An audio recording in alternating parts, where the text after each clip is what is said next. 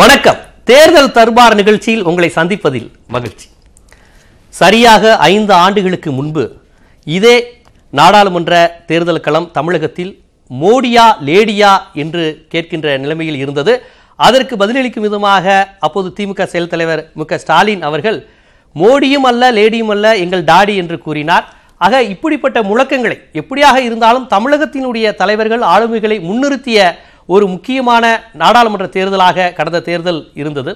இந்த நிலையில் இந்த 5 ஆண்டுகள் கழித்து தற்போது நாம் சந்திக்க இருக்கின்ற இந்த தேர்தலில் பாஜகவினுடைய பிரதமர் வேட்பாளராக மோடியும் காங்கிரஸ் கட்சியினுடைய சார்பாக பிரதமர் வேட்பாளராக ராகுல் காந்தியையும் திமுக தலைவர் மு.க.ஸ்டாலின் அவர்கள் முன்னிலைப்படுத்தியிருக்கிறார்.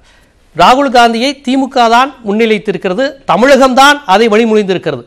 இந்த சூழலில் தமிழகத்தில் மோடி வெர்சஸ் ராகுல் எப்படி இருக்கிறது? தனிப்பட்ட ஆளுமையாக நரேந்திர மோடி அவர்களையும் ராகுல் காந்தி அவர்களையும் எவ்வாறு தமிழக மக்கள் பார்க்கிறார்கள்? இந்த இருபெரும் ஆளுமைகள் அரசியலில் அடிக்கடி கூறுகின்ற அலை, மோடி அலை, ராகுல் அலை, இது போன்ற அலை தமிழகத்தில் எவ்வாறு இருக்கிறது என்பதைத்தான் இன்றைய தேர்தல் தர்பார் நிகழ்ச்சியில் நாம் பார்க்க போகிறோம். நாம் என்னென்ன விஷயங்களை பார்க்க போகிறோம் என்பதை ஒரு சிறு தொகுப்பாக பார்க்கலாம். தமிழகத்தில் தாமரை மலர்ந்தே தீரும். தமிழகத்தில் தாமரை மலர்ந்தே தீரும். தமிழகத்தில் தாமரை மலர்ந்தே தீரும். தமிழிசை இதை சொல்லாத நாளில்லை என்றே சொல்லலாம். தினமும் அவர் இதை சொல்லி வந்தாலும் வெளிவருகின்ற கருத்து கணிப்புகள் தேசிய அளவில் பாஜகவிற்கு சாதகமாக இருந்தாலும் தமிழகத்தில் பாஜகவிற்கு பாதகமாகவே அமைந்துள்ளன. நரேந்திர மோடியா ராகுலா என்ற கேள்விக்கு தேசிய அளவில் ஒவ்வொரு மாநிலமும் ஒவ்வொரு விதமான பதிலை தந்தாலும் தமிழகத்தில் பதில் வேறாகவே இருக்கிறது என்கின்றனர் அரசியல் நோக்கர்கள். நியூஸ் 18 நடத்திய கருத்து கணிப்பும் சரி, இன்ன பிற நிறுவனங்களின் கணிப்புகளும் சரி, தமிழகத்தில் மோடி ராகுல் போட்டியில் ராகுலே முந்துவதாக சொல்கின்றன. இருப்பினும் கூட்டணிகள் முடிவான பிறகே இதை சொல்ல முடியும் என்றும் மக்கள் நிச்சயம் தங்களை ஏற்றுக்கொள்வார்கள் என்றும் தமிழகத்தில் தாமரை மலர்ந்தே தீரும் என்றும் நம்பிக்கையோடு பேசி வருகிறார் தமிழிசை. கடந்த நாடாளுமன்ற மக்களவைத் தேர்தலில் திமுகவிற்கு ஓரிடம் கூட கிடைக்காத நிலையிலும் கூட தேசிய ஜனநாயக கூட்டணி தமிழகத்தில் 2 இடங்களை பெற்றதை தொடர்ந்து பாஜக தரப்பு சுட்டிக்காட்டி வருகிறது. 2014 இந்தியா முழுவதும் மோதியலை வீசியதாக பாஜகவினர் கூறிய நிலையிலும் கூட தமிழகத்தில் 37 இடங்களை அதிமுகவே வென்றது. அந்த வகையில் இது திராவிட கட்சிகள் வலுவாக உள்ள மாநிலம். திமுக இம்முறை வலிமையான கூட்டணியோடு களம் காண்கிறது. எனவே மோடி ராகுல் போட்டியில் தமிழகத்தின் ஆதரவு ராகுலுக்குத்தான் என்கின்றனர் திமுக காங்கிரஸ் அணியை சேர்ந்தவர்கள். ராகுலை பிரதமர் வேட்பாளராக ஸ்டாலின் முன்மொழிந்த போது கூட தமிழகத்தின் சார்பில் முன்மொழிவதாகவே கூறியதும் குறிப்பிடத்தக்கது. திமுக அணிக்கு எதிராக அதிமுக, பாஜக, தேமுதிக, பாமக உள்ளிட்ட கட்சிகள் இணைந்து வலிமையான அணியை கட்டினால் முடிவுகள் என்னவாக இருக்கும்? இதுபோன்ற பல கேள்விகளோடு பயணிக்கிறது இன்றைய தேர்தல் தர்பார். தேர்தல் தர்பார் விவாதத்திற்குள் செல்லலாம். ஷானவாஸ், உங்கள்கிட்ட இந்த கேள்வி. இப்போ திமுக தலைவர் மு.க.ஸ்டாலின் அவர்கள் ராகுல் காந்தி தான் பிரதமர் வேட்பாளர் என்று முன்மொழிந்திருக்கிறார். காங்கிரஸ் கட்சி கூட அப்படி சொல்லலை, திமுக தான் சொல்லியிருக்கு. தமிழ்நாடு தான் அதை முன்மொழிஞ்சிருக்கு. ராகுல் காந்தி என்ற ஆளுமைக்கு தனிப்பட்ட முறையில் தமிழகத்தில் அலை இருக்கிறதா? அந்த பொலிட்டிக்கல் டேம் படி கேட்டால் மோடி அலையும் கிடையாது, ராகுல் அலையும் கிடையாது. தமிழ்நாட்டிற்கு என்று இருப்பது தமிழ்நாட்டு மாநில கட்சிகளினுடைய செல்வாக்கு தான். இந்த மாநில கட்சிகள் எந்த தேசிய கட்சி ஆதரிக்கிறார்களோ அந்த கட்சிக்கு தமிழ்நாட்டு மக்கள் வாக்களிப்பார்கள் என்பது தான் நாம் கடந்த நாடாளுமன்ற தேர்தல்களில் பார்த்துட்டு வர்றோம். அந்த அடிப்படையில் இங்கே மோடியை வீழ்த்த வேண்டும் என்கிற ஒரு மனநிலை மேலோங்கி இருக்கிறது. அதாவது பாரதிய ஜனதா கட்சி ஒட்டுமொத்த நாட்டிற்கும் எதிராக செயல்பட்டு கொண்டிருக்கிறது, குறிப்பாக தமிழ்நாட்டை கடுமையாக வஞ்சித்திருக்கிறது என்கிற கடுங்கோபம் மக்கள்கிட்ட இருக்குது. அப்போ அதுக்கு எதிர்நிலையில் நிற்கக்கூடிய கட்சிகள் யார் யாரெல்லாம் ஒருங்கிணைந்து நிற்கிறார்கள் என்று மக்கள் பார்க்கிறார்கள். அந்த அடிப்படையில் இங்கே திமுக தலைமையிலான அணியில் காங்கிரஸ் இடம்பெற்றிருப்பதனால் இயல்பாகவே பாஜகவுக்கு எதிரான வாக்குகள் காங்கிரஸ் இடம்பெற்றிருக்கிற திமுக தலைமையிலான அணிக்கு செல்லக்கூடிய வாய்ப்பு அதிகமாக இருக்கிறது. அந்த அடிப்படையில் அந்த வாக்குகள் ராகுலுக்கு பயன்படும். ஆனால் ராகுலுடைய அலை என்று இங்கே ஒன்று வீசுகிறது அப்படின்னு நேரடியாக அந்த தேசிய கட்சிக்கான அலை தமிழ்நாட்டில் வீசுவதாக நம்ம பொருள் கொள்ள முடியாது. தமிழ்நாடு தேசிய கட்சிகளுடைய எந்த பெரிய ஆளுமையும் இல்லாமல் திராவிட கட்சிகளும் மாநில உணர்வு இந்த தன்மையில் தான் தொடர்ந்து பயணிக்குது. ஆமா ஆமா ஆமா அந்த மாநில உணர்வுகளுக்கு மதிப்பளிக்கக்கூடிய கட்சி எதுவோ அந்த கட்சிக்கு மக்கள் வாக்களிப்பார்கள். அதை தான் நம்ம பார்த்துருக்கிறோம். நீங்கள் இப்போ காங்கிரஸுக்கும் பிஜேபிக்குமே நிறைய வேறுபாடுகள் இருக்குது. பெரிய அளவில் பொருளாதார கொள்கையில் வேறுபாடு இல்லாட்டாலும் அதை ஒரு விஷயத்தை அவங்க கொண்டு வந்தாலும் இந்த மாநில கட்சிகள் போய் அழுத்தம் கொடுக்கும்போது அந்த அழுத்தத்திற்கு உட்பட்டு எவ்வளவோ விஷயங்களை காங்கிரஸ்கிட்ட நாம் சாதிக்க முடிந்திருக்குது. நேரு காலத்தில் இருந்து மன்மோகன் சிங் அரசு வரைக்கும் பல விஷயங்களை அவங்க மத்தியில் கொண்டு வந்த சட்டங்களை திட்டங்களை இந்த மாநிலம் ஏற்காதுன்னு சொல்லும்போது அவங்க அதை கொண்டு வராத காட்சியெல்லாம் பார்க்கிறோம். ஆனால் அந்த மாதிரியான எந்த விதமான பேச்சுக்கே இடம் இல்லை மோடிட்ட. ராகுல் காந்தியை முன்மொழிந்ததில் முன்னிலைப்படுத்துவதில் விடுதலை சிறுத்தைகள், உங்களுடைய விடுதலை சிறுத்தைகள் கட்சிக்கு ரொம்ப முகாமையான பங்கு உண்டு. நீங்களே பலமுறை பேசியிருக்கீங்க. உங்க கட்சியின் தலைவர் திருமாவளவன் அவர்கள் சமயத்திலிருந்து மாநாட்டில் கூட ரொம்ப முதன்மைப்படுத்தி சொல்லியிருக்கிறாரு. இந்த நேரத்தில் இந்திய குடியரசுக் கட்சியை சேர்ந்த சேகு தமிழரசன் அவருடைய கருத்தை நாம் கேட்கணும். இந்து மக்கள் கட்சியை சேர்ந்த அர்ஜுன் சம்பத் அவர்களும் கோவையில் நமது ஓபியில் இருக்கிறாரு, அவர்கிட்டையும் நாம கேட்கணும். நான் இந்திய குடியரசுக் கட்சியில பார்க்குறேன். நீங்க ராகுல் காந்தியை திமுக முன்னிலைப்படுத்தியிருக்கு. அவர் மாநில கட்சிகளுடைய செல்வாக்கு தாங்க இருக்கு. அது யாரு கை காட்டுதோ அதுதான் தமிழ்நாட்டில் தேசிய கட்சி, எந்த தேசிய கட்சியா இருந்தாலும் அப்படிங்கிற அந்த வாதத்தை வைக்கிறாரு. நீங்க இதை எப்படி பாக்குறீங்க? மோடி செல்வாக்குன்னு ஒன்று இருந்தது, அந்த அலை தமிழகத்தில் தற்போது ஓய்ந்து விட்டது, அல்லது அப்படியே இருக்குன்னு பாக்குறீங்களா, இல்லை ராகுலுக்கு ஒரு புதிய அலை உருவாயிருக்குன்னு பாக்குறீங்களா? அவர் சொன்ன கருத்தில் ஓரளவுக்கு எனக்கு உடன்பாடு உண்டு. தமிழ்நாட்டை பொறுத்த வரைக்கும் ரொம்ப காலமாகவே 1967க்கு பிறகு பெரிய தேசிய நீரோட்டம் அப்படியெல்லாம் இங்கே இல்லை. தேசிய கட்சிகளுடைய தாக்கமும் பெருசாக இல்லை. 52 தேர்தலையோ 57 தேர்தலையோ அல்லது 62 தேர்தலையோ 67 வரையிலும் இங்கே தேசிய கட்சியும் இங்கே இருக்கிற பெரிய ஆளுமைகளும் பெருந்தலைவர் காமராசரை போல பெரிய ஆளுமைகள்லாம் தேசிய கட்சியோடவே இணைந்து இருந்ததுனால அந்த பெரிய வித்தியாசம் தமிழ்நாட்டில் தெரியல. சொல்வது கரெக்ட். 67க்கு அப்புறம் தேசிய கட்சிகள் எதுவும் இங்கே பெரிய லெவலில் வரலைனாலுமே திமுக, அதிமுக, எம்ஜிஆர், ஜெயலலிதா யாரா இருந்தாலும் இங்க கூட்டணி தேசிய கட்சியோட காங்கிரஸோட கூட்டணி வச்சுதானே வெற்றி பெற்றிருக்காங்க பெரும்பாலும். இல்லை, அதான் அன்றைய நிலைமையில் அப்படி இருந்தது. இன்னைக்கு அது பாஜகவாகட்டும் காங்கிரஸ் கட்சி ஆகட்டும் தேசிய அளவில் ஆளுமைப்படுத்த தலைவர்கள்னு தமிழ்நாட்டில் உண்டா? விரல் விட்டு என்னெல்லாம் காங்கிரஸ் கட்சியில் மட்டும் ஒரு நிதியமைச்சராக இருந்த ப. சிதம்பரம் அப்படி சொல்லலாமே தவிர பாஜகவில் அப்படி பெரிய தேசிய ஆளுமை, அந்த பாஜகவில் தேசிய முடிவெடுக்கிற அந்த குழுவில் இருக்கிற ஒரு ஆளுமை. இப்போ பெருந்தலைவர் காமராசர்னா அவர் காங்கிரஸ் கட்சியே வழிநடத்துகிற ஒரு தலைவராக இருந்தார். அவரே தமிழகத்தில் ஒரு அசைக்க முடியாத மக்கள் செல்வாக்கு உள்ள தலைவராகவும் இருந்தார். அப்படி அந்த மாதிரியான ஒரு சேர இருந்த ஏற்றுக்க மாட்டீங்க, மூப்பனார் போன்றவர்கள்லாம் ஏற்றுக்கொள்ள மாட்டீங்களா? மூப்பனார் கூட அது அந்த அந்த அளவுக்கு வளர்ந்தாரை தவிர அவர் ஒரு முறை கூட மத்திய அமைச்சராக கூட இருந்ததில்லை. அவர் ஒரு முறை கூட ஒரு அமைச்சர் பொறுப்பில் அவர் இருந்ததில்லை. ஆனால் அவர் காமராசர் முதலமைச்சராக இருந்தார். பெருந்தலைவர் மக்கள் தலைவர் ஜி.கே.எம். அவர்கள், மக்கள் தலைவர் ஜி.கே.எம். அவர்கள் ஒரு கட்சியினுடைய தலைவராக அப்படி இருந்தாரே தவிர ஒரு நிர்வாகத்தோடு அவருக்கு தொடர்பில்லை. நிர்வாகத்தில் அவருக்கு மத்தியிலும் சரி மாநிலத்திலும் சரி. ஆனால் ஏதாவது ஒரு தேசிய கட்சியுடன் திமுகவோ அதிமுகவோ கூட்டணி வச்சுக்கிட்டே தானே இருக்கிறாங்க. தேசிய நீரோட்டம் பெரிய லெவலில் இல்லைனாலுமே இல்லையே. போன நாடாளுமன்ற தேர்தலிலே அதிமுக அவனுடைய பொதுச் செயலாளராக முதலமைச்சராக விளங்கிய புரட்சி தலைவி அம்மா அவர்கள் 2 கட்சியோடுமே இல்லையே, இல்லாம தான் அவங்க தேர்தலில் சந்திச்சாங்க. ஒரு தேர்தல் சொல்லலாமா? 67க்கு அப்புறம் அந்த ஒரு தேர்தல் சொல்ல, இது மாதிரி எத்தனை தேர்தல் சொல்ல முடியும்? 2014 மாதிரி நீங்க இல்லை, அப்படி திமுகவும் ஒரு முறை அப்படி சந்திச்சிருக்காங்க, மாறி மாறி இருந்தாலும் கூட. ஆனாலும் தேசிய கட்சிகளில் நீங்க கம்யூனிஸ்ட் கட்சிகளை தேசிய கட்சிகள் இல்லைன்னு சொல்ல முடியாது. கம்யூனிஸ்ட் கட்சிகளை தேசிய கட்சிகள் இல்லைன்னு சொல்ல முடியுமா? இந்திய யூனியன் முஸ்லீம் லீக்கை சொல்ல முடியுமா? நாங்க கூட இந்திய குடியரசுக் கட்சி கூட 1957 12 நாடாளுமன்ற உறுப்பினர்கள் நாடாளுமன்றத்தில் இருந்தாங்க. இப்போவும் எங்காவது அங்க ஒண்ணு இங்க ஒண்ணு மகாராஷ்டிராலயோ இல்ல வேற ஏதோ ஒரு மாநிலத்திலோ கட்சி சேர்த்துதான் நீங்க தேசிய கட்சி. அதனால தேசிய, அதாவது வலிமையான தேசிய கட்சி, இயங்கி கொண்டிருக்கிற தேசிய கட்சி அப்படின்னு 2ஆ பிரிச்சுக்கலாம். கம்யூனிஸ்டுகளை நீங்க தேசிய கட்சி இல்லைன்னு சொல்ல முடியுமா? என்ன அதெல்லாம் தேசிய கட்சி தானே. அதனால ஏதாவது ஒரு வகையில தொடர்புள்ளவர்களாக இருக்காங்க. ஆனாலும் எந்த வகையிலும் தேசிய கட்சிகளுடைய தாக்கம் 67க்கு பிறகு தமிழகத்தில் இல்லை. மாநில கட்சிகளுடைய தாக்கம் தான் நாடாளுமன்ற தேர்தலிலும் இருந்திருக்கு. தேசிய கட்சிகள் வேண்டுமானால் இந்த தமிழகத்தில் மாநில கட்சிகள் கூட யாராவது பெரிய கட்சிகளோட கூட்டணி வைத்திருக்கு. நீங்க சொல்ற விஷயங்கள் எல்லாமே கலைஞர் கருணாநிதி, ஜெயலலிதா போன்ற 2 பேர் ஆளுமைகள் இருந்தாங்க, எம்ஜிஆர் இருந்தார், எல்லாரும் இருந்தாங்க. இப்போது அந்த மாதிரி சொல்லிக்கொள்ளக்கூடிய ஆளுமைகள் இல்லாத இந்த நிலையில் தேசிய கட்சிகள் தங்கள் ஆதிக்கத்தை செலுத்த நினைக்கலாம் இல்லைங்களா? அதுக்கு ஸ்டெப்ஸ் எடுக்கலாம், முயற்சிக்கலாம். முயற்சித்தாலும் அதற்கான சூழ்நிலை தமிழகத்தில் வளரவே இல்லை. அதுக்காக அவங்க வளர்த்துக்கவும் இல்லை, வளரவும் இல்லை, அவர்கள் வளர்த்துக் கொள்ளவும் இல்லை தேசிய கட்சிகள். அது அது மட்டும் இல்லாமல் நீங்கள் தமிழ்நாடு தமிழ்நாட்டினுடைய மக்கள் தொகையில் இன்றைக்கு நிலையில் 22.5% தலித் மக்கள். இதில் வாக்களிக்கிற தன்மை இருக்குல்ல, வாக்களிக்கிற தன்மையில் இந்த 22.5% தலித் மக்கள் இருக்காங்கல்ல, 80% மேலே வாக்களிக்கிறாங்க.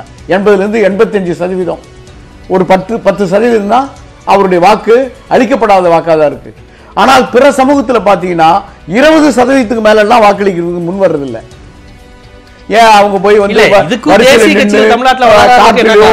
வெயிலையோ மழையிலையோ இல்ல மணிக்கணக்கில் நிற்கிறதோ? கேட்டது இப்பொழுது நரேந்திர மோடி அவர்கள் 5 ஆண்டுகள் வந்திருக்கிறாரு. மோடி அலைன்னு கடந்த 5 வருடத்திற்கு முன்னாடி மிகப்பெரிய பிரச்சாரம் நடந்திருக்கு. ஆனால் அப்பேற்பட்ட நரேந்திர மோடி அலை என்று சொல்லப்பட்ட பிறகும் தமிழகத்தில் மோடிக்கான எந்த அலையும் இல்லைங்க. நீங்க கடந்த முறை கூட அவங்க கூட்டணியில 2 இடங்கள் அவங்க பெற்றாங்க.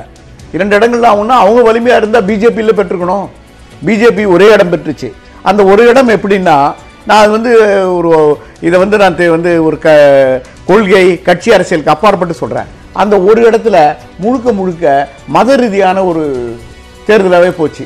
ஏன்னா பாஜக வேட்பாளரை தவிர்த்து அனைத்து வேட்பாளர்களும் கிறிஸ்துவ மதத்தை சார்ந்தவர்கள். அது காங்கிரஸ் கட்சி, எல்லா கட்சியும் தேமுக போட்ட வேட்பாளர்ல இருந்து எல்லா வேட்பாளர்களும் ஜெயிச்சாங்க. நீங்க சொல்றீங்க தர்மபுரியிலயும் பாமக பாஜக கூட்டணியில இருந்த கட்சி தான் வெற்றி பெற்றது. ஆமா, அததான் அதுக்கும் ஒரு காரணம் இருக்கு. அந்த காரணமும் ஒரு இடத்துல மத ரீதியான சிக்கல், அந்த எல்லை ஓரம் களம், அப்படி இன்னொரு இடத்துல சமூக ரீதியான சிக்கல். அதுக்கு முன்னாடி தான் ஒரு பெரிய கொலை சார்ந்த அப்புறம் தொடர் வன்முறை அதெல்லாம் நிகழ்ந்து அது ஒரு பெரிய ஒரு சமூக ரீதியான ஒரு பிளவுபட்ட களமா அந்த களம் இருந்தது, தர்மபுரி களம். இதற்கு முன்னாடியும் பாஜக நாகர்கோவில் தொகுதியில வெற்றி பெற்றிருக்கு, இல்லே நம்ம சொல்ல முடியாது. நான் போன தேர்தலை பற்றி மட்டுமே சொல்றேன், தேர்தலை பற்றிய காரணம் சொல்லலாம். அதாவது எப்போதெல்லாம் கன்னியாகுமரியில மதசார்பற்ற சக்திகள் பிரிந்து நிற்கிறார்களோ அப்போதெல்லாம் பொன் ராதாகிருஷ்ணன் வென்றிருக்கிறார். 2 முறை வென்றிருக்கிறார். ஒரு முறை திமுகவோடு அணி சேர்ந்து வென்றார், இன்னொரு முறை திமுக தனியாக வேட்பாளர், காங்கிரஸ் தனியாக வேட்பாளர், ஒவ்வொரு கட்சியும் கம்யூனிஸ்ட் தனியாக வேட்பாளர். யாரெல்லாம் அங்கே செல்வாக்குள்ள கட்சிகளோ, யாருக்கெல்லாம் மதசார்பற்ற வருமோ, நீங்க வைக்கிற இந்த தேசிய கட்சியில் செல்வாக்கு இல்லைங்கிற புள்ளியோட இப்ப எல்லாரும் சேர்ந்து நிக்கிறாங்க. கேள்வி கேட்போம். இந்த தேர்தல் நான் 2 கூறு சொன்னது, ஒரு கூறு தேசிய கட்சிகளுடைய தாக்கம் இங்க கிடையாது. 2வது மாநில கட்சிகள் தாக்கம் இருந்தாலும் அதுல ஒடுக்கப்பட்ட மக்களுடைய வாக்கு என்பது 80%. கோவையிலிருந்து இருந்திருக்கக்கூடிய இந்து மக்கள் கட்சி அர்ஜுன் சம்பத் நம்ம கேள்வி வைக்கணும். தமிழகத்தில் ஒருபோதும் தேசிய கட்சியினுடைய செல்வாக்கு இல்லை என்கின்ற அந்த வாதத்தை எப்படி பாக்குறீங்க?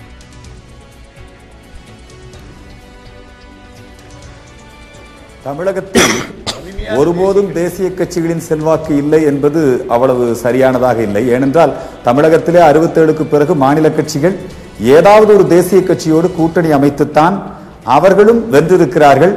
இந்த எம்ஜிஆர், இந்திரா காந்தி அம்மா ஃபார்முலா இதெல்லாம் உங்களுக்கு தெரியும். திமுக கூட கூட்டணி இல்லாம என்றைக்குமே திமுக வென்றது இல்லைங்க. ஏதாவது ஒரு தேசிய கட்சியோட கூட்டணி அமைத்துக் கொண்டு அப்படித்தான் திமுகவும் தன்னுடைய வெற்றிகளை சாதித்திருக்கிறது. கடந்த முறை நடந்த தேர்தல், அந்த தேர்தலில் பார்த்தீங்கன்னா ஜெயலலிதா அம்மா மோடியா லேடியான்னு கேள்வி அனுப்புனாங்க. இல்லை 2 பேரும் இல்லை, எங்க டாடி தான் சொல்லி ஸ்டாலின் சார் சொன்னாங்க. இந்த 2 பெரும் கட்சிகளுக்கு மத்தியில பாரதிய ஜனதா கட்சி ஒரு முயற்சியை எடுத்து இங்கு இருக்கக்கூடிய அனைத்து சமுதாய அமைப்புகளையும் ஒன்றிணைத்து, இன்னும் யாரெல்லாம் மோடியை பிரதமராக ஏற்றுக்கொள்வார்களோ அவர்களை எல்லாம் ஒருங்கிணைத்து அவர்கள் தேர்தலை சந்தித்தார்கள். விஜயகாந்த் அவர்கள் அவர்களுடைய அணியிலே இருந்தார்கள். மொத்தம் அவர்கள் 19% ஓட்டுகளை கடந்த முறை பெற்றிருக்கிறார்கள். இப்ப நீங்க இந்த தேர்தலில் சகோதரர் சானவாஸ் அவர்கள் சொல்லும் பொழுது பாரதிய ஜனதா கட்சி தமிழகத்தை வஞ்சித்து விட்டது என்று அவர் ரொம்ப சொல்றாரு. ஆகவே பிஜேபிக்கு நாடு முழுக்க வேண்டுமானாலும் என்ன வேணாலும் இருக்கலாம், அதுவும் குறிப்பா ராகுலுக்கும் அலை இல்லை, மோடிக்கும் அலை இல்லை, ரைட், ஒரு அலை இல்லைங்கிற அந்த விஷயத்தை விட்டது. ஆகவே பிஜேபி தமிழகத்தில் காலூன்ற முடியாது. ஆமா, சட்டமன்ற தேர்தல் நடந்தது. சட்டமன்ற தேர்தல் அதே மாதிரி இப்ப அடுத்து வரக்கூடிய நாடாளுமன்ற தேர்தல், இந்த சட்டமன்ற தேர்தல் நடந்த போதும் கூட இந்த கட்சிகள் எல்லாம் சேர்ந்து, அதாவது திமுக அதிமுக அல்லாத யாரெல்லாம் பாரதிய ஜனதா கட்சியிலே ஒரு கூட்டணியாக இருந்து தேர்தலை சந்திக்கின்றார்களோ அப்பொழுது நீங்க பாத்தீங்கன்னா 19% ஓட்டுகளை இவர்கள் பெற்றிருக்கிறார்கள் கடந்த முறை நாடாளுமன்ற தேர்தலில். இப்ப நீங்க பாத்தீங்கன்னா நரேந்திர மோடி அவர்கள் தமிழகத்திற்கு தமிழ் மொழிக்கு குறிப்பாக தமிழ் மொழியை அவர் மிகவும் ஏற்றப்படுத்தி இருக்கிறார். தமிழின் பக்கம் மோடி இருக்கிறார். அதே போல தமிழக மக்களின் பக்கம் மோடி இருக்கிறார். இன்னைக்கு எய்ம்ஸ் மருத்துவமனை, இன்னைக்கு காப்பீட்டு திட்டம், தமிழகத்திலே முத்ரா வங்கி கடன் மூலமாக ஏராளமான இளைஞர்கள் பயனடைந்திருக்கிறார்கள். தமிழகத்தின் பக்கம் மோடி இருக்கின்றார், தமிழ்நாட்டின் பக்கம் மோடி இருக்கின்றார். ஆகவே இந்த முறை நிச்சயமாக மோடியின் பக்கம் தமிழகம் வரும். தேசிய கட்சியாகிய பிஜேபி இன்றைக்கு எழுந்து நிற்கக்கூடிய ஒரு வாய்ப்பு இருக்கிறது. ஏன்னா நீங்க மற்ற கட்சியெல்லாம் பாருங்க, எல்லாம் பிரிஞ்சிருக்காங்க. ஏடிஎம்கே வாக்கு வங்கியில ஒரு புலம் ஏற்பட்டிருக்கு. சகோதரர் நம்முடைய இவர் சொன்ன மாதிரி ஏடிஎம்கே இன்னைக்கு தலைமை இல்ல, டிஎம்கேலையும் தலைமை இல்ல. ஸ்டாலின் அவர்களால கூடுதலாக அவங்க திமுக வாக்கு வங்கியை 1% கூட இன்க்ரீஸ் பண்ண முடியல. ஆனால் நீங்க அதிமுக பாத்தீங்கன்னா அதிமுகல தினகரன் அவர்கள் ஒரு குறிப்பிட்ட சதவீத வாக்குகளை பெறக்கூடிய நபராக உருவாகி இருக்கிறார். இந்த மாதிரியான ஒரு சூழல்ல ஒரு தேசிய கட்சி இங்கே யாரெல்லாம் கட்சிகளில் பாரத பிரதமராக மோடி ஏற்றுக்கொள்கிறார்களோ அவர்களோடு ஒரு கூட்டணி அமைக்கிறது. இப்ப நாடு முழுக்க இந்த கேள்வி ராகுலா அல்லது மோடியா என்கிற கேள்வி இருக்கிறது. ஆகவே இந்த முறை பாரதிய ஜனதா கட்சி 40 தொகுதிகளிலும் வெற்றி பெற வாய்ப்பு இருக்கிறது. ரொம்ப அழகா பிஜேபி கன்னியாகுமரி தொகுதியில, நாகர்கோவில் தொகுதியில 2 முறை வெற்றி பெற்றிருக்கிறது. 2 முறை வெற்றி பெற்ற போது மதசார்பற்ற கட்சி யாரெல்லாம் கடந்த முறை எல்லா மதசார்பற்ற கட்சி அவங்க எல்லாம் மதசார்பற்ற ரொம்ப அழகா சொல்லி அதை நுழைகிறாரு. அவர் கொடுத்த ரொம்ப செய்யறாரு. ஆனா நீங்க நல்லா தெரிஞ்சுக்கங்க, இப்ப நம்முடைய குடியரசுக் கட்சியினுடைய தலைவர் ஒரு நல்ல புள்ளி விவரத்தை கொடுத்தார். என்ன புள்ளி விவரம் கொடுத்தாருன்னா, தலித் மக்கள் 22% வாக்கு வங்கி உள்ள மக்கள் அவர்கள் ஏறத்தாழ 80% மேலே வாக்களிக்கிறார்கள். அதிகமான மக்கள் வாக்களிக்கிறார்கள். அதே மாதிரி சிறுபான்மை இனத்தை சார்ந்த முஸ்லிம் கிறிஸ்தவ மக்களும் அவர்களும் 80% மேல அவங்களது போலிங் 80% மேல இருக்கு. மத்தவங்க எல்லாம் ரொம்ப குறைவான சதவீதம் தான் அங்க வாக்குச்சாவடிக்கு வாக்களிப்பவர்கள். இந்த தலித் மக்கள்ல மிக பெரும் பிரிவினராக இருக்கக்கூடிய தேவேந்திர குல வேளாளர் சமூகம் இன்றைக்கு நரேந்திர மோடியை ஆதரித்திருக்கிறது. இன்னைக்கு தலித் மக்கள் கையில் அதிகாரம் போவதை எந்த காலத்திலையும் திமுக விரும்பாது, எந்த காலத்திலையும் விரும்பாது. தலித் மக்களுக்கு அவர்கள் மேம்படுவது ஒரு தலித்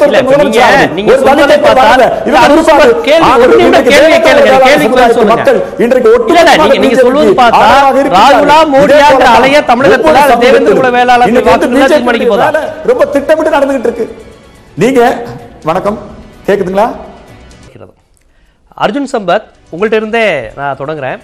இப்போ நீங்க சொல்வது போல் மோடிக்கு மிகப்பெரிய அளவில் தமிழகத்தில் செல்வாக்கு அதிகரித்திருக்கிறது என்று வைத்துக் கொண்டால், அதிமுக ஏன் பாஜகவை ஏற்க இதுவரை தயங்கிக் கொண்டிருக்கிறது? மோடியை பிரதமர் வேட்பாளராக அதிமுக ஏற்குவதில் என்ன தயக்கம் இருக்கு? என்ன தடுக்குது அவங்கள? இல்ல, அதிமுக என்பது இன்றைக்கு அவங்க மத்திய மாநில அரசாங்கத்தோடனான உறவுகள் என்பது வேறு. அந்த தளத்தில் அவங்க பேசும்போது அவர்கள் நிச்சயமாக மோடி அரசாங்கத்தோடு பல்வேறு வகையிலே ஒத்துழைப்பு கொடுத்து செல்கின்றார்கள். என்றால் தமிழகத்திற்கு தேவையான பல்வேறு விதமான நலத்திட்டங்கள், அந்த மத்திய மாநில அரசு உறவுகள் சீராக இருந்தால் தான் அது நல்லா இருக்குங்கிறதுனால அவங்க அப்படி அணுகிறாங்க முதலமைச்சரை பொறுத்த வரைக்கும். பாக்கி அதிமுகவில் வித்தியாசமான குரல்கள். அதிமுகங்கிறது இன்னைக்கு ஒரு பல்வேறு அமைச்சர்கள் இருக்காங்க, நாடாளுமன்றத்தில் உறுப்பினர்கள் இருக்காங்க. உதாரணமாக தம்பித்துரை அவர்கள் அவர் ஒரு வேறு குரலில் பேசுறாரு. அதே மாதிரி இன்னொரு மந்திரி பாத்தீங்கன்னா இன்னொரு குரல்ல பேசுறாங்க. இதெல்லாம் தேர்தல் பக்கத்துல நெருங்க சரியாயிரும். இன்னும் அதிமுக தம்பிதுரை கருத்தை இறுதி செய்யப்பட்டதா என்பது, ஆனால் இதுவரையும் அதிமுக தலைமை முடிந்தது போல் மோடியை பிரதமர் வேட்பாளராக ஏற்பதில் அவங்களுக்கு என்ன பிரச்சனை? இல்ல சார், திமுகவுக்கு அவசியம் இருக்கு. அவங்க முன்கூட்டியே போய் இடம் பிடிக்கணும்னு நினைக்கிறாங்க. திமுகவுக்கு என்ன அவசியம்?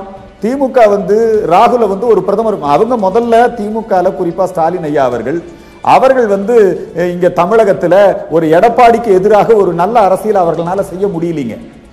அதிமுகவுக்கு எதிரான ஒரு நல்ல அரசியல் அவங்களால செயல் முடியல.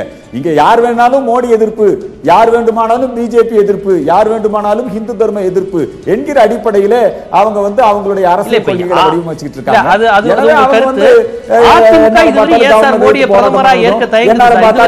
முன்னாடியே சொல்லிட்டாங்க ராகுல் தான் பிரதமர்னு சொல்லிருக்காங்க.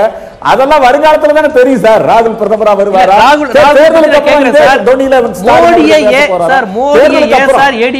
எல்லா கட்சிகளும் ஸ்டாலின் அவர்கள் மோடி தான் பிரதமர்.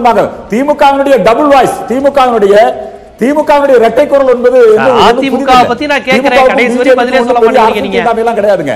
இவங்க வந்து ஒரு கால சார் அதிமுக சரியாக சார் சரியாக எங்க போகுது? அதிமுக என்ன போய் காங்கிரஸை ஆதரிக்க முடியாத இவர் முதல்ல போய் புடிச்சு வச்சுக்கிட்டாரு ஸ்டாலின் அவர்கள். அங்க காங்கிரசும் ஸ்டாலின் அவர்களும் இணக்கமாக செயல்படுகிறார்கள். அதுல காங்கிரஸ் சார் அதிமுக நீங்க சொன்னது போல சரியாகும். அதிமுக இப்போது காங்கிரஸை ஆதரிக்கல, ஆனா பிஜேபியை இதுவரையும் அவங்க ஆதரிக்கிறதா சொல்லல. மோடியை பிரதமர் வேட்பாளரா அறிவிக்கல. இதுக்கு என்ன சார் அர்த்தம்? மோடி செல்வாக்கா இருக்காரு. அது அதிமுக சார். அதிமுக தமிழகத்துக்கு தேவையான நல்ல பல திட்டங்களை நல்லா தெரிஞ்சுக்கங்க.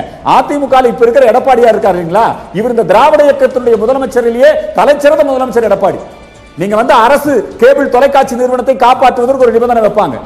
எப்படி ஆந்திரால வந்து நம்முடைய சந்திரபாபு நாயுடு அவர்கள் ஆந்திராவுக்கு ஒரு விசேஷ அந்தஸ்து அதை வந்து தேர்தல் நேரத்தில் ஒரு இஷ்யூ ஆக்கினார். அது மாதிரி தமிழகத்துக்கு தேவையான நலத்திட்டங்கள் இந்த விஷயங்களை எல்லாம் வலியுறுத்தி அவங்க பிஜேபியோட ஒரு நிபந்தனையை வச்சு அவங்க பிஜேபியோட இன்னும் நல்ல வலிமையான கூட்டணி அமைப்பாங்க. அதுக்கு என்ன இப்ப அவசரம்? அப்ப மோடியை ஏற்பதில் ரொம்ப அவசரம் இருக்கு, அவருக்கு தேவை இருக்கு. தயக்கம் எல்லாம் ஒண்ணு இல்ல. தமிழக மக்களுடைய நலன் கருதி இன்றைக்கு தமிழக முதலமைச்சர் செயல்படுகிறார். ஆகவே அவர் தமிழக மக்கள் நலன் கருதி அவர் நிச்சயமாக மோடி அவர்களோடு ஒரு நல்ல ஒரு உருப்படியான கூட்டணி. இப்ப சார் திமுக கூட்டணி வைக்கிறதுக்கும் அதிமுக கூட்டணி வைக்கிறதுக்கும் வித்தியாசம் இருக்குதுங்க. திமுக கூட்டணி வச்சதுன்னா திமுக தங்களுடைய தொழிலுக்கு சாதகமா திமுக தனக்கு எந்த மந்திரி சபை எந்த போர்ட்போலியோ கிடைக்கும் இப்படித்தான் யோசிப்பாங்க. தமிழக மக்களுக்கு என்ன கிடைக்கும் திமுக என்னைக்கு யோசிக்காது. ஏனென்றால் திமுக காங்கிரஸ் கூட்டணி இருந்த போதுதான் இலங்கையிலே என் தமிழ் இன மக்கள் கொல்லப்பட்டார்கள். அவங்க வந்து மத்திய அரசாங்கத்துடைய நிர்பந்தத்திற்கு பணிஞ்சு போவாங்க. சும்மா வெளியே வீரவசனம் பேசுவாங்க, மாநிலத்தில் சுயாட்சி மத்தியில் கூட்டாட்சி. ஆனா பிரச்சனை துப்பாக்கி கீழே போட்டுருவாரு.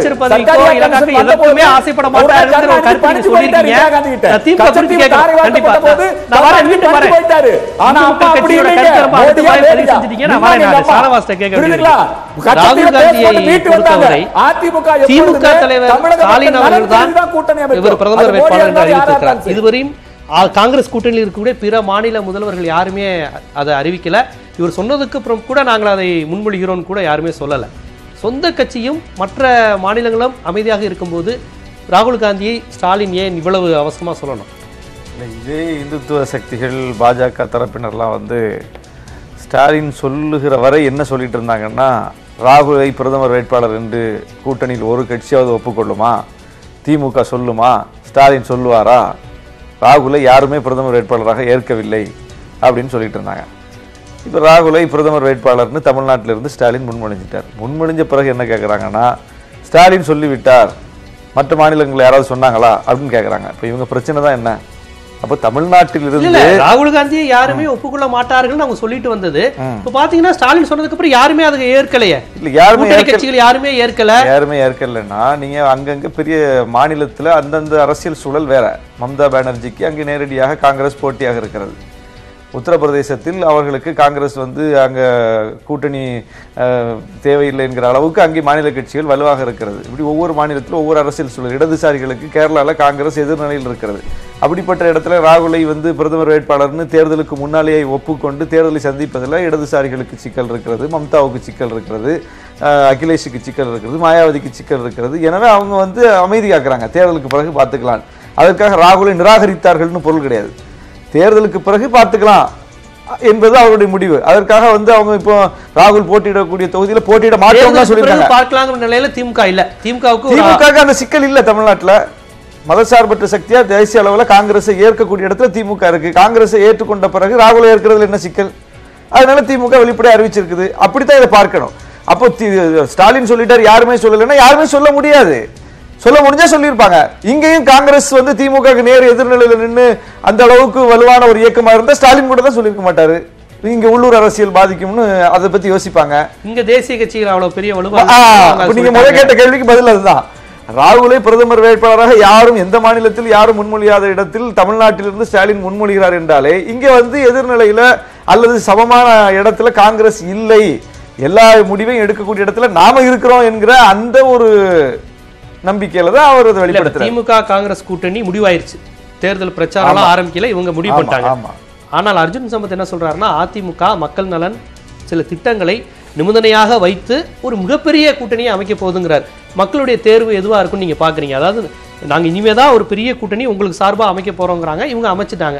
இது எப்படி இந்த பிரச்சாரத்தை கொண்டு போகணும்னு நினைக்கிறீங்க? அதாவது மன்மோகன் சிங் அரசு இருக்கும்போதே ஜிஎஸ்டி கொண்டு வருவதற்கான முயற்சி மேற்கொள்ளப்பட்டது, நீட்டு கொண்டு வருவதற்கான முயற்சி மேற்கொள்ளப்பட்டது, பல திட்டங்கள்.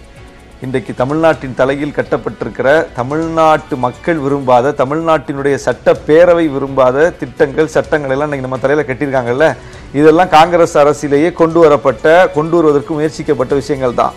அன்றைக்கு திமுக அந்த கூட்டணியில் இருந்து அவற்றையெல்லாம் தடுத்தது. ஆனால் இன்றைக்கு அதிமுகவால் தடுக்க முடியவில்லை. நீட்டுக்கு விலக்கு வாங்க முடியல. ஜிஎஸ்டியில் போய் கையெழுத்து போட்டாங்க, எல்லா விஷயங்கள்லையும் நீங்கள் ஒப்புக்கொண்டாங்க. உதயமின் திட்டம், அது இது, எவ்வளவு உணவு பாதுகாப்பு சட்டம், ஜெயலலிதா அவர்கள் எதிர்த்ததே, இவர்கள் போய் எல்லாம் ஒப்புக்கொண்டு போயிட்டாங்க. என்ன தமிழ்நாட்டுக்கு வாங்கி கொடுத்துருக்காங்க? இந்த எடப்பாடி அரசாங்கம் வந்து திமுகவை விட மத்திய அரசை வந்து பணிய வைத்து சாதிக்குதுன்னு சொன்னார் இல்லையா? எதை சாதித்திருக்கிறது? அவர்களுக்கு வர வேண்டிய ரெய்டு வராம தடுக்கப்பட்டிருக்குது. விஜயபாஸ்கர் வீட்டுல வந்து கைப்பற்றப்பட்ட அந்த ஆவணத்துல முதலமைச்சர் பேர் உண்டு இல்ல? முதலமைச்சர் வீட்டுக்கு இன்னைக்கு வரைக்கும் ரைடு போயிருக்கா? அந்த சேகர் ரெட்டி வீட்டுக்கு போன ரைடு அந்த துறைக்கு பொறுப்பான பொதுப்பணித்துறை அமைச்சர் வீட்டுக்கு போயிருக்கணும்ல. விஷயங்கள் கண்டுபிடிக்கப்பட்டதெல்லாம் இதுவரையும் ஏன் போகல? அவர்களுக்கு தேவையானதை பெற்றுக் கொண்டார்கள். மாநிலத்துக்கு என்ன பிரதமர் வேட்பாளர் மோடியுடன் கலைஞர் மாதிரி மந்திரி பதவிக்காக பணிக்கு போக மாட்டாங்க. மக்கள் எப்படி பார்ப்பாங்க? நீங்க ஒரு கேள்வி எழுப்பினீங்கல்ல, திரு ஸ்டாலின் அவர்கள் மட்டும் முன்மொழிஞ்சிட்டாரு, பெகஞ்சி மாயாவதிய முன்மொழியில, மற்றவர்களையும் முன்மொழியில, செல்வி மம்தா பானர்ஜியா முன்மொழியில.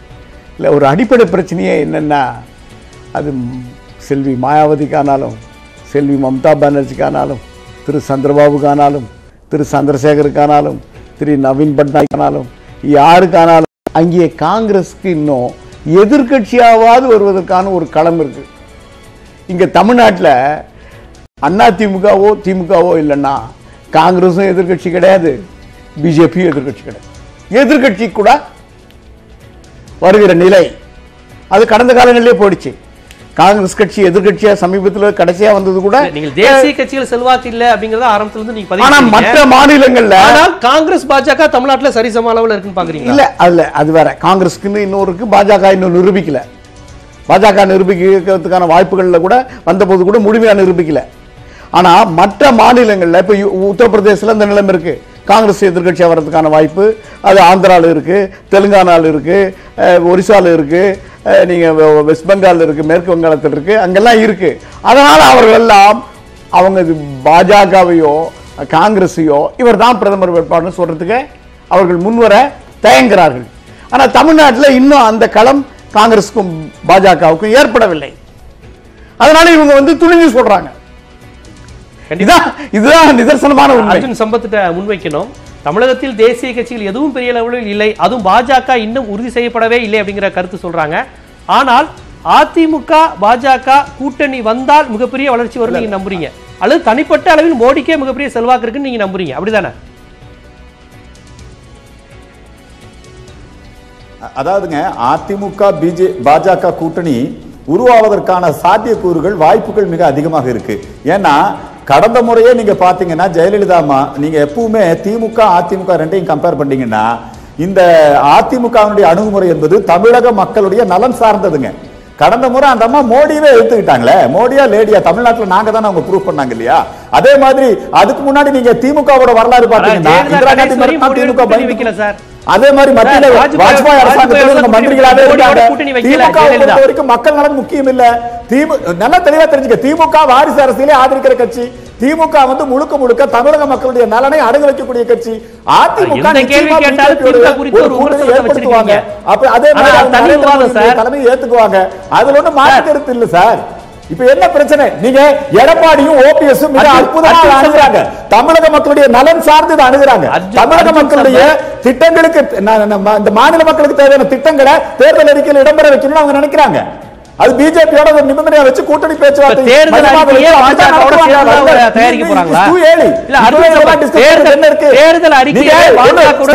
அவசரப்பட வேண்டிய அவசியம் இல்லை சார்.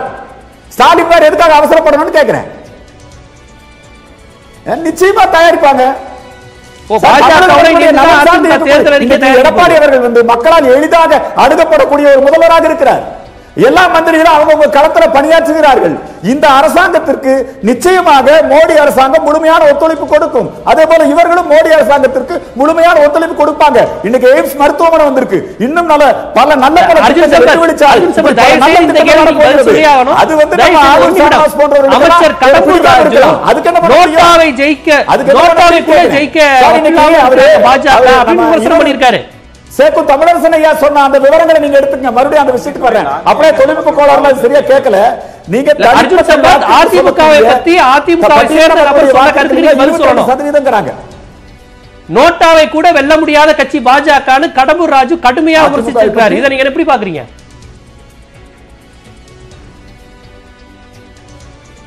இல்ல அதாவதுங்க நிச்சயமாக இதெல்லாம் வந்து சும்மா இந்த வார்த்தை விளையாட்டுகள் அல்ல. அமைச்சர் பேசுறது வார்த்தை விளையாட்டா? ரொம்ப தெளிவா அதிமுக இருக்கக்கூடிய முதலமைச்சர் இப்ப முடிவெடுக்கக்கூடிய இடத்துல இருக்கக்கூடிய ஓபிஎஸ் அவர்களும் எடப்பாடி அவர்களும் நிச்சயமாக பிஜேபியோடு ஒரு நல்ல கூட்டணி அதிமுகவை விட இந்து மக்கள் கட்சிக்கு நல்லா தெரியுமா? ஏனென்று சொன்னால் இன்றைக்கு எல்லாரும் ஓரணியில் இருக்கிறாங்க. இந்து மக்கள் கட்சிக்கு இதுல என்ன சார் இருக்கு? நாங்க வந்து மோடியினுடைய ஆதரவாளர்கள். தமிழகத்திலே நிச்சயமாக இந்துத்துவ சக்திகள் காலூன்றுவதற்கு நாங்கள் முழுமையாக அர்ப்பணித்து வேலை செய்து கொண்டிருக்கிறோம். ஆகவே நாங்கள் இந்த கூட்டணி தான் ஆதரிக்க முடியும். நாங்க என்ன திமுக இந்த அல்லது காங்கிரஸ் அதிமுக தயவு இப்ப பாஜக அதுக்கு நீங்க முயற்சி செஞ்சிருக்கீங்க அப்படிதானே? பிரியங்கா வேற கூட்டிட்டு வர்றாங்க. பிரியங்கா என்ன பண்ணாங்க தெரியல? பிரியங்கா நளினி வந்து ஜெயில சந்திச்சு அர்ஜுன் சம்பத் தமிழர் படுகொலை அர்ஜுன் சம்பத் அதிமுகவின் தயவு பாஜகவிற்கு தேவை. அதற்கு அர்ஜுன் சம்பத் போன்றவர்கள் உதவி செய்றீங்க அப்படிதானே? தேவை, நிச்சயமாக உதவி செய்வோம். அதிமுகவுடைய தேவை பிஜேபிக்கு தேவை, பிஜேபியுடைய தேவை அதிமுகவுக்கு தேவை. இது நாட்டு நலன் கருதி தேவை.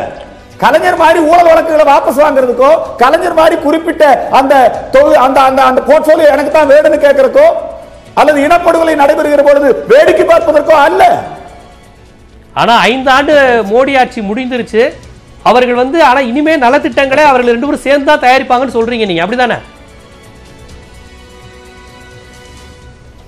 நிச்சயமா தமிழக மக்களுக்கு தேவையான அனைத்து நீங்க சார் காங்கிரஸ் ஆட்சி காலத்துல ராஜேந்திர சோழனுடைய பேரை மும்பையில் இருக்கிற கடற்படை தளத்துக்கு வச்சிருப்பாங்களா?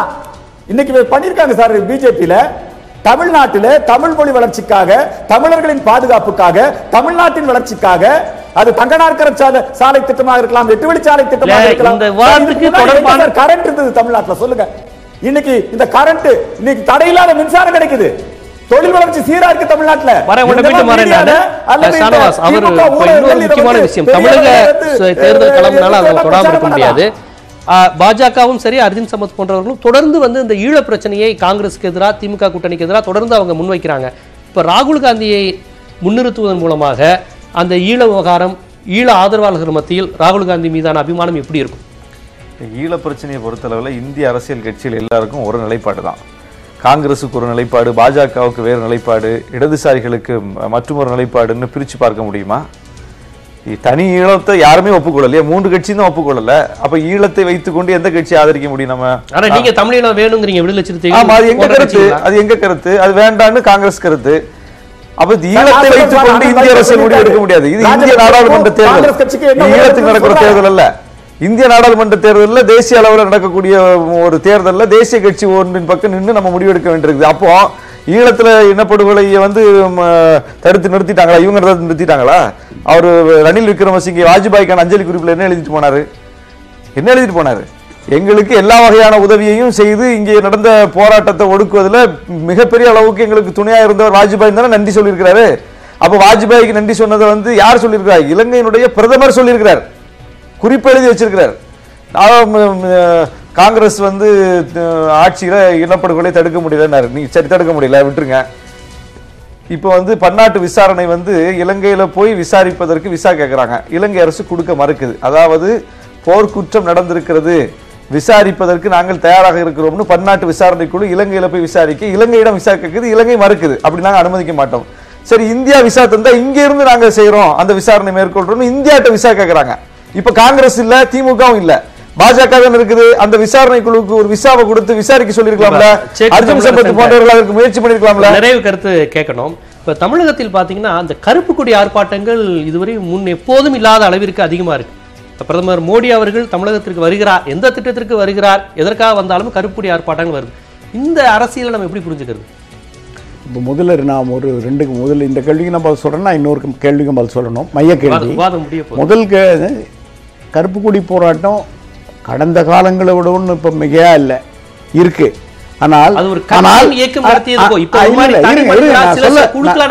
நான் முழுமையா சொல்லிடுறேன். கடந்த காலங்களை விட இன்னும் இப்போ வந்து மிகையான கருப்பு கொடி ஆர்ப்பாட்டங்கள் இருக்குன்னு யாரும் கருதி விட முடியாது. ஆனால் ஊடக பலம் இப்போ அதிகமாக இருக்கு. இப்போல்லாம் வந்து அப்படியே நேரடி அலை அப்படியே வந்து தொலைக்காட்சியில் பல ஒருத்தருக்கும் இருக்கிற இந்த தொலைபேசி கைபேசி இவெல்லாம் ஊடக பலம் நிறைய அதிகமாக இருக்குது. எதையும் உடனுக்குடனே பார்க்க முடியுது, எல்லா சாதாரண மக்களுக்கும் போய் சேர முடியுது. அதனால் இப்போது வந்து மிகப்பெரிதாக தோற்றமளிக்கிறது. அவ்வளோதான். கருப்பு கொடி போராட்டம்ன்றது முன்னெல்லாம் இதை விட அதிகமாக மோடி எதிர்ப்பு வீரியமா இருக்குங்கிறது இந்த போராட்டங்களும் காமிச்சுக்கலாமா? அப்படி தோற்றம் இருக்கா? இல்ல அதேதான் அந்த அளவிலே தான் இருக்கு. இருக்கான்னு கேட்கிறேன். தமிழகத்தில் மோடி எதிர்ப்பு இருக்கான்னு உங்கள்கிட்ட கேட்கிறேன். அதை நான் சொல்ல வரேன். அலைன்னு நீங்க சொல்றீங்க இல்ல, அலை அப்படின்னு வந்து இந்த வாக்கு அலை அப்படின்னா இந்த வாக்கு அலைன்றது நிரந்தரமானது இல்லை, மாறிட்டே இருக்கு.